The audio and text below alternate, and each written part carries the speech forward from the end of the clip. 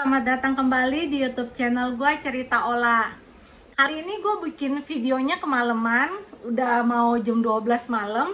Soalnya tadi hujannya gede banget, terus hujannya ngalahin suara gue. Oh iya, hari ini tanggal 4 Oktober, berarti 6 hari lagi kita akan memperingati Hari Kesehatan Jiwa Sedunia yang jatuh pada tanggal 10 Oktober, dan tema kali ini adalah Mental Health for All. Hari Kesehatan Jiwa Sedunia jatuh pada tanggal 10 Oktober setiap tahunnya dan temanya selalu berbeda-beda. Oh ya teman-teman, sebelum gue cerita, gue mau kasih info dikit. Kalau besok nih hari Kamis tanggal 8 Oktober, gue akan diundang oleh teman-teman dari Universitas Jember untuk berbicara sebagai narasumber, untuk berbicara sebagai penyintas gangguan cemas dan juga panic attack. Jadi jika kalian berminat, kalian bisa daftar, nanti gue kasih linknya di bawah. Nah, kalian bisa daftar aja dan nanti kalian akan mendapatkan e-sertifikat juga. Acaranya dimulai jam 3 via Zoom meeting dan juga live IG.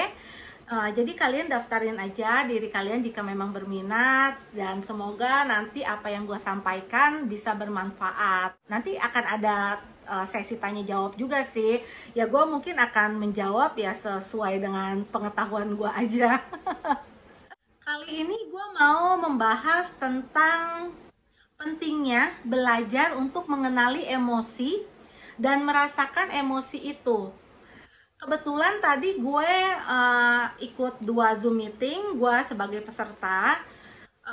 Yang pertama itu Zoom meeting bersama psikolog gue, Mbak Gita Bahagiastri, dan yang kedua gue ada Zoom meeting bersama dengan psikiater di Bali, Dr. Rai. Jadi gue kalau sama Dr. Rai itu rutin setiap Sabtu malam dan juga setiap Minggu malam. Kalau Sabtu malam di IG-nya Dr. Rai, kalau Minggu via Zoom meeting. Sebenarnya sih tadi temanya kalau di Mbak Gita itu tetap sehat di masa pandemi, dan sedangkan di Dr. Rai itu hitting the rock bottom.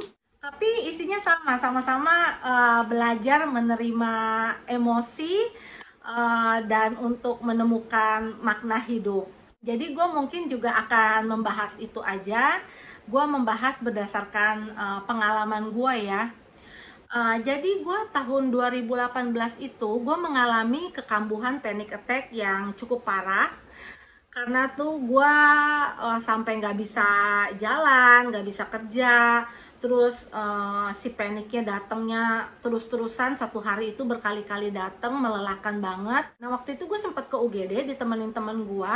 Nah gue ke UGD karena panic attack. Sebenarnya kita tahu kan panic attack itu ya gejalanya kurang lebih ya sama lah, seperti jantung berdebar, nafas pendek, kita keringat dingin juga kadang-kadang kan. Terus kadang-kadang perasaanku kayaknya panas badan, tapi padahal enggak, atau badan berasa dingin, terus juga perasaan mau pingsan seperti itu. Nah, tapi kadang-kadang ya si panic attack ini kurang ajar. Kalau kita udah tahu sama gejala-gejalanya, meskipun walaupun gejalanya kita tahu kok gejala panic attack seperti itu, tapi begitu panic attack-nya nyerang, kita nggak bisa mikir itu panic attack, pasti kita pengennya ke UGD terus. Nah, begitu juga dengan gejalanya. Kadang-kadang kita udah tahu gejalanya apa-apa aja sih, tapi kadang-kadang kurang ajarnya itu si panic attack itu bisa muncul dengan gejala baru yang lebih menyeramkan. Terus kemarin gue tuh jadi sakit kepala itu sakit banget kan, tapi kayak melayang gitu kan. Gue kayak nggak ada di dunia ini, gue kayak lagi ngambang-ngambang ngimpi begitu. Gue kan jadi takut kan, akhirnya gue pergi ke UGD. Nah ketika sampai UGD, akhirnya dokter bilang katanya suruh gue ke psikiater aja. Nah kebetulan di situ juga ada psikiater. Sebenarnya gue sih ke psikiater itu dokter Andri kan, cuma saat itu dokter Andri sedang berada di Jerman kalau nggak salah. Jadi gue nggak bisa ketemu dokter Andri dan gue menemui psikiater yang ada di rumah sakit itu. Nah terus akhirnya gue minta tolong sama Mbak Gita untuk datang ke tempat gue untuk melakukan terapi, karena gue nggak bisa ketemu Mbak Gita di luar. Biasa kan kalau gue mau terapi, gue ketemu di kantornya atau di daerah rumah Mbak Gita yang gak jauh dari rumah Mbak Gita. Nah, tapi saat itu gue bagaimana bisa ketemu Mbak Gita di luar? Karena gue jalan aja nggak bisa, gue mesti dipegangin temen gue karena takut jatuh kan. Bahkan gue waktu di rumah sakit dari UGD ke psikiater itu gue dipakein kursi roda. Nah, terus akhirnya Mbak Gita datang kan. Begitu Mbak Gita datang, biasanya nih gue kalau ketemu Mbak Gita ataupun ketemu psikiater gue tuh belum ngomong aja udah bisa nangis. Kenapa gue nangis? Gue nangis bukannya itu tanda gue lemah, justru karena gue kuat. Tapi gue kuat sendirian, kayak nggak ada orang yang tahu kalau gue sedang berjuang. Tapi kalau gue bertemu dengan Mbak Gita ataupun bertemu dengan psikiater gue tahu bahwa mereka akan mengerti tentang apa yang gue rasakan, apa yang gue alami, sehingga gue bisa menangis di depan mereka. Jadi kalau di depan orang sih gue jarang nangis ya, tapi kalau di depan psikiater ataupun psikolog gue biasa selalu nangis. Tapi di saat itu, walaupun gue sedang mengalami kekambuhan yang parah, gue nggak bisa nangis. Gue nggak bisa nangis bukan karena bagus dong nggak nangis gitu kan, belum tentu. Nggak ada perasaan sedih sama nggak bisa nangis karena kita nggak bisa merasakan emosi kita, itu beda. Nah itu bisa aja gangguan kan. Nah gue juga mau infoin juga, kalau misalnya gue tanya ke beberapa temen seperti apa sih depresi, orang kan pasti bilangnya depresi itu pasti murung, sedih, nangis gitu kan. Padahal nggak juga, gejala depresi nggak selalu begitu. Kadang-kadang ada yang marah-marah mulu, jadi kayaknya bawaannya sensitif aja kan. Terus udah gitu juga dia bingung, linglung, terus juga otaknya jadi lemot, nggak bisa konsentrasi. Itu juga bisa gejala depresi ataupun gangguan yang lainnya. Nah saat itu gue nggak bisa ngerasain apa-apa gitu. Bahkan ditanya sama Mbak Gita aja gue bingung gitu kan. Ditanya, apa Mbak, maksudnya apa? Jadi masih diulang lagi pertanyaannya, jadi gue kebingungan gitu kan. Terus gue nggak bisa nangis, gue dicoba beberapa metode untuk bisa mengeluarkan emosi gue. Nah itu gue nggak bisa, jadi gue datar aja, jadi nggak ada perasaan sedih pun nggak keluar, perasaan ketakut pun nggak keluar. Dicoba mindfulness, dicoba terapi ini, terapi itu, nggak bisa. Nah waktu itu Mbak Gita juga melakukan teknik relaksasi, seperti menggiring ke tempat yang safe place itu kan, ke tempat yang aman itu. Dan ternyata gue juga nggak bisa ngerasain apa-apa. Malah di sebelum-sebelumnya itu di terapi itu gue bisa merasakan, sedih, gue merasakan takut. Itu gue bisa rasakan, tapi saat itu gue bener-bener nggak bisa ngerasain apa-apa. Jadi kayaknya udah begitu aja. Nah akhirnya dicoba satu teknik, yaitu namanya EMDR, eye movement apalah gitu, panjangnya gue ribet. Nanti gue tulis aja di sini. Gue disuruh minta ngikutin tangannya Mbak Gita, mata gue ngikutin tangannya Mbak Gita, tapi muka gue wajah tidak bergerak, hanya mata yang bergerak. Mbak Gita meminta gue untuk mencari satu titik aman gitu. Jadi kayak gitu cari. Nah pas gue udah ngerasa aman, gue disuruh bilang. Gue pertama nggak enak juga sama Mbak Gita, kok nggak ada yang nyaman sama sekali kan, kayaknya masih nggak nyaman semua gitu. Gue pikir apa ini juga metodenya nggak berhasil kan. Nah akhirnya pas Mbak Gita ada nunjuk gitu ke sebelah kiri mata gue agak atas dikit, itu gue berasa aman gitu kan. Terus Mbak Gita nanya, udah aman belum di sini? Udah nyaman belum? Gue bilang udah nyaman Mbak di sini. Bener ya? Oke, di lock di situ. Jadi di lock juga ya tetap tangannya Mbak Gita di situ. Jadi gue ngeliatin fokusnya mata gue ke tangannya Mbak Gita aja. Nah memang bener terasa nyaman dan aman banget. Tapi ternyata itu cuma beberapa detik aja. Abis itu gue nangis sejadi-jadinya. Terus gue sampai ketakutan gitu kan, sampai ketakutan karena gue berasa badan gue tuh udah sampai kayak melayang banget waktu melakukan terapi itu.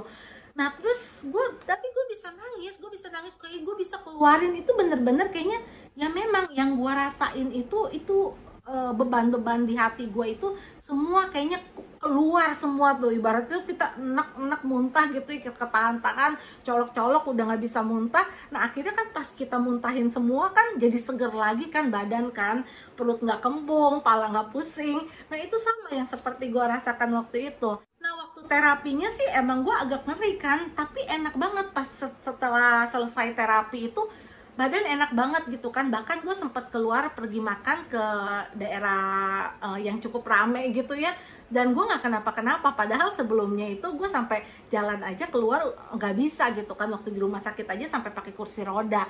Tapi akhirnya gue bisa pulih, dan panic attack yang parah itu, walaupun cuma sekali doang dengan terapi itu ternyata bagus banget ya. Sebenarnya EMDR itu terapi untuk trauma, tapi kemarin gue melakukan itu bisa berhasil juga.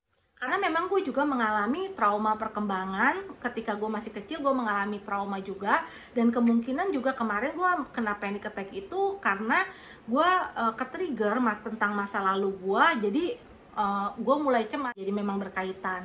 Nah, gue sempat cerita ke psikiater gue tentang terapi EMDR ini. Nah, terus gue bilang ke psikiater gue, kok EMDR kayak gitu ya, apa saya salah ya dok ya? Kan disuruh cari tempat aman, kenapa saya malah nangis di tempat yang aman? Orang di tempat yang aman tenang dong gitu kan. Terus kata psikiater gue, loh itu masuk akal. Kenapa kamu biasanya nangis ketemu psikolog kamu, tapi kemarin kamu bisa nggak nangis sama sekali, dicoba terapi apapun nggak, tapi begitu dilakukan EMDR, kamu disuruh cari titik yang aman, kamu bisa nangis. Kenapa? Karena menurut penjelasan psikiater gua, ketika badan kita kan nge-freeze kan, yang sebelumnya kan gua nge-freeze tuh kayak freeze gitu kan, nggak bisa keluarin emosi apa, mungkin gue masih berasa takut, masih berasa shock, masih berasa stres gitu. Nah itu gue gimana gue bisa nangis, gue ngerasa kayaknya nggak aman, karena berdasarkan masa lalu gue juga kan, karena gue mengalami trauma dengan keluarga gue, merasa dunia ini nggak aman, jadi agak sulit buat gue untuk mengeluarkan emosi saat itu. Nah, kenapa pas di tempat yang aman itu kita bisa nangis gitu? Ibaratnya gini, kita ngerasa aman di mana nih? Misalnya gua ngerasa aman ketika gua berada di rumah, berada di kamar gua gitu ya. Nah, di kamar gua ini gua bebas melakukan apa aja. Gua bisa nangis, gua bisa marah, gua bisa teriak, gua bisa ketawa. Jadi gua bebas melakukan apa aja kan. Nah, kadang-kadang juga ketika gue datang ke psikiater gue, walaupun gue udah nangis ya, gue udah posisi nangis, tapi ditanya apa, gue bingung. Terus terus psikiater gue bilang, Ola, kamu sekarang ada di tempat yang aman. Bayangkan ini tempat yang aman. Jadi gue bayangkan, ya udah tempat yang aman, anggap ini tempat yang aman, ini aman, nyaman gitu. Nah, terus kalau misalnya gue udah bilang, iya dok, saya sudah merasa saya sudah berada di tempat yang aman. Terus psikiater gue bakalan bilang, nah sekarang kamu bebas, kamu mau nangis, sekarang keluarin emosi kamu, apa yang kamu rasakan. Jadi semuanya dikeluarin, dan abis itu lega banget. Makanya teman-teman, kalau menurut gue penting sekali untuk kita mengenali perasaan kita, emosi kita, baik itu negatif ataupun positif, itu nggak apa-apa, nggak ada yang salah, karena kita ini kan manusia, jadi wajar banget kita merasakan emosi, kita kecewa, kita marah, kita sedih, itu wajar sekali. Jadi jangan suka kita tekan supaya itu nggak keluar. Kalau misalnya kita bisa, misalnya kita marah, kita maunya nulis gitu kan, nggak apa-apa kalau bisa dialihkan ke gambar, ke nulis, ke lari, olahraga, renang, atau ya ngobrol dengan temen, curhat, nggak apa-apa. Tapi kalau misalnya dipendem, kalau bisa itu jangan dilakukan, tetap harus dikeluarkan aja. Karena apa? Takutnya nanti dia numpuk seperti gunung es kan. Gunung es kan atasnya kayaknya puncaknya kecil doang segini, itu yang kelihatan, ataupun kadang-kadang ada yang ya dikit banget kelihatannya, tapi di dalam di bawah laut itu bongkahannya kan gede banget kan esnya kan, kayak gitu. Jadi ya menurut gue kalau kalian sedih nggak apa-apa, nangis aja, keluarin nangis itu. Jadi kalau misalnya kalian memang sedang mengalami kejadian menyedihkan yang memang seharusnya nangis, ya kagak apa-apa nangis gitu. Nah, kecuali kalian nggak tahu sebabnya, nggak ada penyebabnya, kalian nangis terus udah gitu nangisnya berlanjut lagi minimal 2 minggu. Nah itu bisa jadi gejala depresi. Nah itu boleh dikonsultasikan langsung ke psikiater ataupun ke psikolog. Jadi teman-teman, segitu aja cerita gua hari ini. Semoga bermanfaat. Jangan lagi pendam-pendam perasaan, keluarin aja biar kalian lebih lega. Oke teman-teman, thank you ya for watching. See you tomorrow. Bye bye.